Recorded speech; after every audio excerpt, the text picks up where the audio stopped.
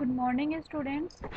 आज के video lecture में मैं आपके साथ जो हमारा लास्ट फोर्थ टाइप था function with arguments and with return value, उसके एग्जाम्पल को मैं डिस्कस करूँगी। तो अभी तक आप लोग ये समझ गए होंगे कि जो भी हमारी फंक्शन डिक्लेरेशन की जो भी सिंटैक्स होती थी, तो उसमें बेसिकली 3 पार्ट्स होते थे।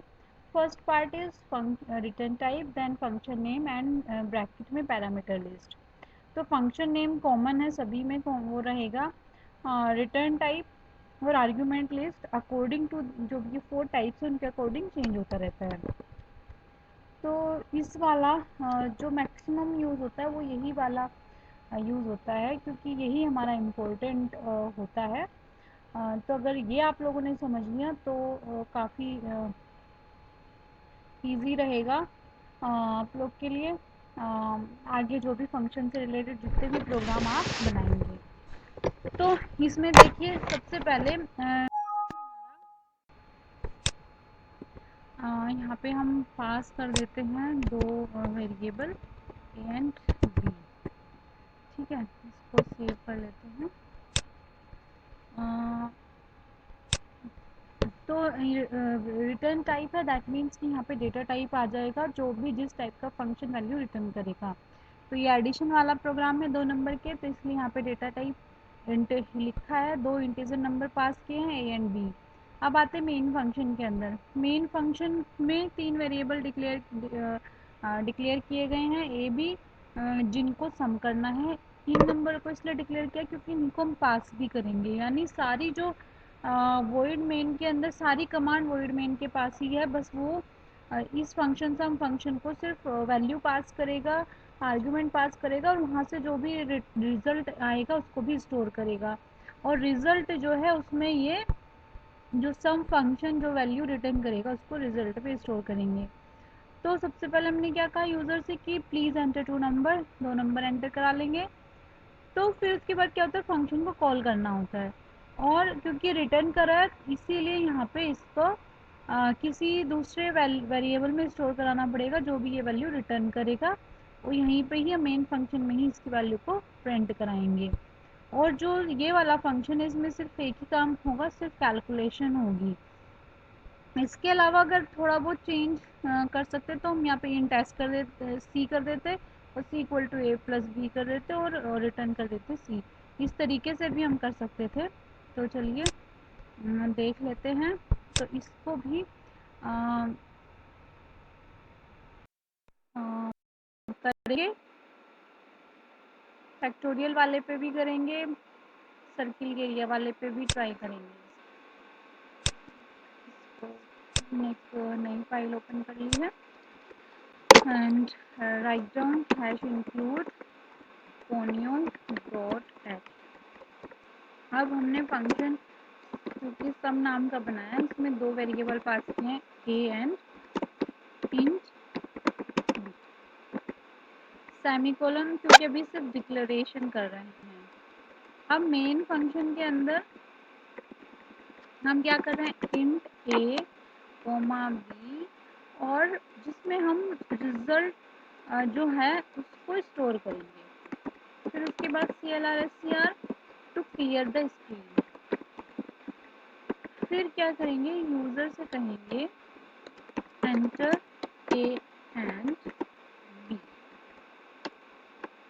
Then scan %d %d and a and b। अब ये नंबर हमने ले लिए हैं, अब इन्हीं को हमें पास करना है, किसको, सम फंक्शन को। और जो भी वो कैलकुलेशन करेगा उसको स्टोर करना है एस में। तो क्या करेंगे, कॉल करेंगे फंक्शन को और सिर्फ ए और बी पास करेंगे, उनका डेटा टाइप नहीं पास करते हैं। फिर किसको प्रिंट कराना है, तो हमें किसको प्रिंट कराना है, एस को प्रिंट कराना है। तो हम क्या लिख देंगे, sum is equal to %d comma s और गेट सी। अब हमें क्या लिखना है, फंक्शन की डेफिनेशन लिखनी है कॉल कर लिया है, डिक्लेरेशन हो गया, फंक्शन की डेफिनेशन लिखनी है, जैसा एज इट इज़ हमने वहाँ पे किया ऐसा एज इट इज़ नीचे लिखेंगे। और हम इसमें एक वेरिएबल डिफाइन, हम वैसे भी कर सकते थे रिटर्न a प्लस बी उस तरीके से जैसे पीपीटी की स्लाइड में दिखा है, बट इस तरीके से भी कर सकते हैं। और किसको रिटर्न करेंगे, सी को रिटर्न कर देंगे। अब इसको स्टोर कर लेते हैं, फंक्शन एग्जाम्पल कर लेते हैं डॉट सी। ओके राइट, पहले से ही कोई फाइल बनी हुई है नो, तो इसका नाम रख लेते हैं function ex3.c overwrite existing file. चलिए ओवरराइट कर लेते हैं, अदरवाइज आप कुछ अच्छा सा नाम लिख लेना इसका। अब हमने इसको कंपाइल किया तो देखिए देयर इज कंट्रोल F9,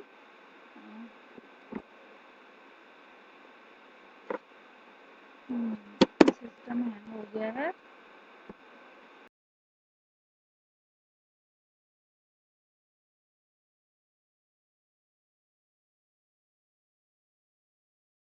जब तक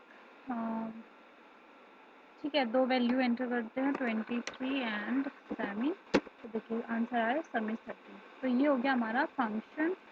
ओके, दो बार रन हो गया था ना इसलिए, ठीक है।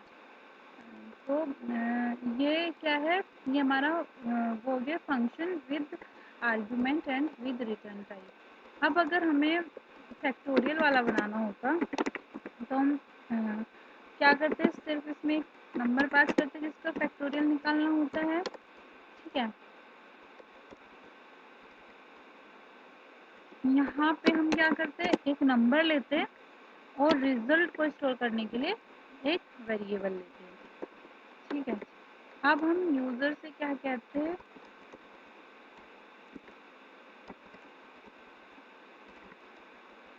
अब हम यूज़र से कहते हैं, हम मैंने कमेंट अलग अलग लाइन का कमेंट किया, एक साथ भी स्टार वाला कमेंट करके भी आप यूज़ कर सकते हैं। तो हम यूज़र से कहेंगे एंटर एन, आप लोग प्लीज़ एंटर एन इस तरीके से भी लिख सकते हैं, whatever you want, and write down percent d comma and n, और एफ को पास करेंगे, एफ में रिजल्ट स्टोर करेंगे और क्या पास करेंगे, एन को पास करेंगे। और यहीं पे ही, क्योंकि हमें प्रिंट भी यहीं पे ही कराना है, तो परसेंट यहाँ पे लिख देंगे factorial of number n, factorial of number n. हम इस तरीके से भी देखे कर सकते हैं, देखिए हम इस तरीके से भी कर सकते हैं अगर हम चाहते हैं। मैं अभी चेंज अभी आपको बताऊंगी क्या क्या मैं कर रही हूँ। ये उस तरीके से प्रिंट होके आएगा, फैक्टोरियल, ये इस तरीके से प्रिंट आएगा कि फैक्टोरियल ऑफ 4 इज। तो यहाँ पे आप क्या कर सकते हैं कि अगर अगर हमें इस तरीके से प्रिंट कराना हो तो पहले हम क्या चाहते हैं, नंबर जो ये वाला परसेंट डी है, जो पहले वाला परसेंट डी है, किसके कोरस्पॉन्डिंग, किसी पर्टिकुलर नंबर के लिए यानी एन के लिए, और जो दूसरे वाला है वो किसके लिए, वो एफ के लिए है, ठीक है। ये हमने करा दिया है। अभी मैं इसमें चेंज भी करके आप लोग को बता दूंगी कि इसका क्या मीनिंग है। इसको हम क्लोज कमेंट कर देते हैं, नया बनाते हैं।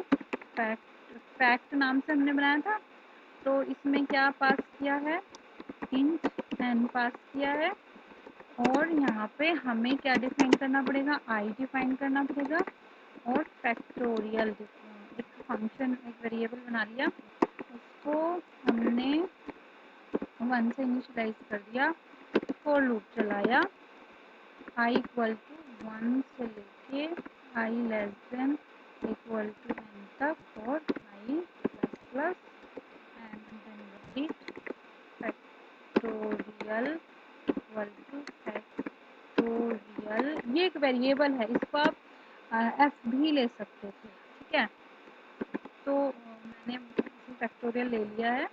आप लोग को जो भी ले सकते हैं, ये डिपेंड करेगा आप लोग की चॉइस के ऊपर, ठीक है। ज़रूरी नहीं इसको फैक्टोरियल ले लेना, आप लोग एफ भी ले सकते हैं, आप लोग कोई सी भी ले सकते थे। तो ये ले लिया है, इसको सेव करा लेती हूँ। और F9 एंड कंट्रोल F9 मैं डाल देती हूँ 6।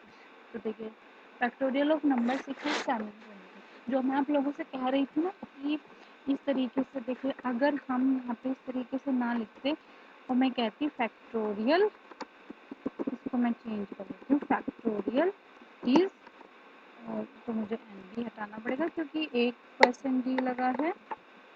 तो देखिए किस तरीके से आता, तो देखिए सिर्फ यह आता फैक्टोरियल 120, बट ये नहीं आता कि फैक्टोरियल ऑफ 5 इज 120।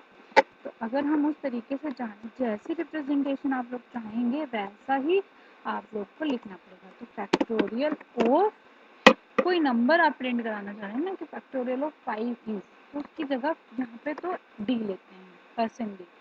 और वो कहाँ से उठाता है वो उसका नंबर, क्योंकि पहला जो परसेंट डी है वो एन के कोरस्पॉन्डिंग है, इसलिए यहाँ पे पहले एन लगाएंगे। इसको रन कराएंगे तो देखिए फैक्टोरियल ऑफ 5 इज 120। तो ये होता है तरीका।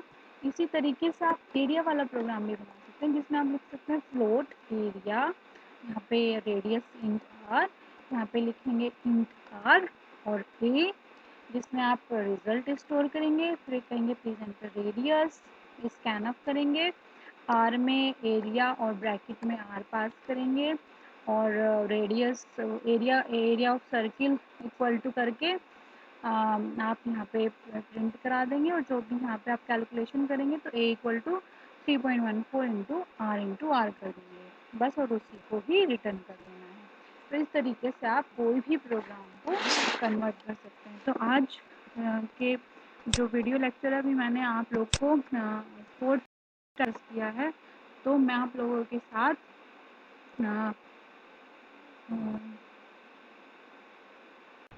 सारे ही टाइप को भी मैं डिस्कस कर चुकी हूँ। तो आप लोग कोई भी प्रोग्राम आप लोग घर पे ट्राई करिएगा बना के, कि देखिए चारों टाइप कि कैसे function without argument and without return value, function without argument with return value, function with argument without return value, and function with argument and with return value. इनको करना ये बहुत ही आसान है, बस प्रैक्टिस चाहिए। अगर आप लोग रटोगे without performing without implementing any program, तो ये बहुत टफ रहेगा। बट अगर आप लोग ऐसे प्रैक्टिस करके करोगे तो फिर आप किसी भी प्रोग्राम को एग्जामिनेशन हॉल में भी बिना याद किए हुए आप कन्वर्ट कर सकते हो, क्योंकि कोई एक प्रोग्राम तो आप लोग याद करके रहेगा ही आप लोगों को। सिंपल वाला एडिशन वाला तो कितना सिंपल है, कोई भी आप प्रोग्राम को कन्वर्ट कर सकते हैं। तो जब तक आप लोग नहीं ट्राई करेंगे ये रन नहीं हो पाएगा।